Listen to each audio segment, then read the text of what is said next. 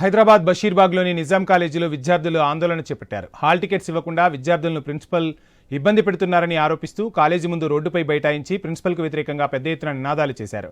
Exams fee కట్టించుకొని hall tickets ఇవ్వడం లేదని ఆరోపించారు.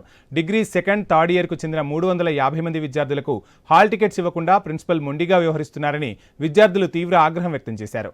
ఈ రోజు జరిగే 6వ సెమిస్టర్ ఎగ్జామ్ను బహిష్కరించిన తోటి విద్యార్థులు అందరికీ హాల్ టికెట్స్ ఇస్తేనే ఎగ్జామ్ రాస్తామంటూ చెప్పుకొచ్చారు.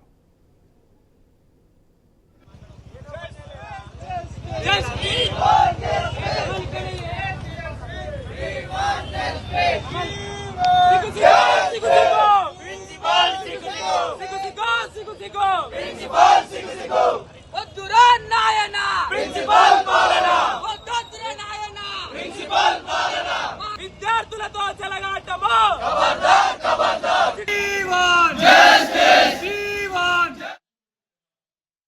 అకాడమిక్ మధ్యలో వచ్చింది మా ప్రిన్సిపాల్.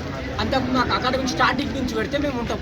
మేము అటెండెన్స్ లేదని దానికి 1,00,000, 2 లక్షలు కట్టుకొని ఇన్స్టిట్యూట్లో జాయిన్ అయినాం.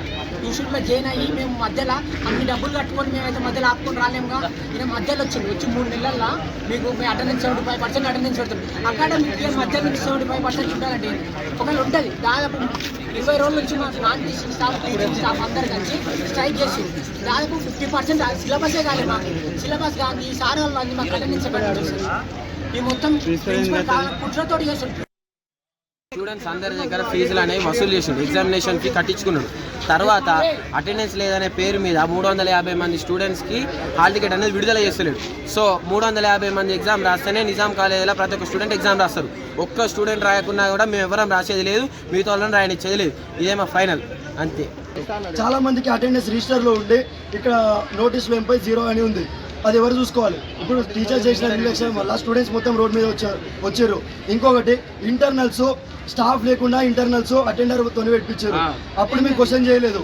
అప్పుడు స్టాఫ్ స్ట్రైక్లో ఉండే అప్పుడు ఇంటర్నల్స్ ఎందుకు రాపించారు? 75% లేకపోయినా సరే, అటెండెన్స్ లేకపోయినా ఇంటర్నల్స్ ఎందుకు రాపించారు? ఎగ్జామ్ ఫీజు ఎందుకు కట్టించుకున్నారు?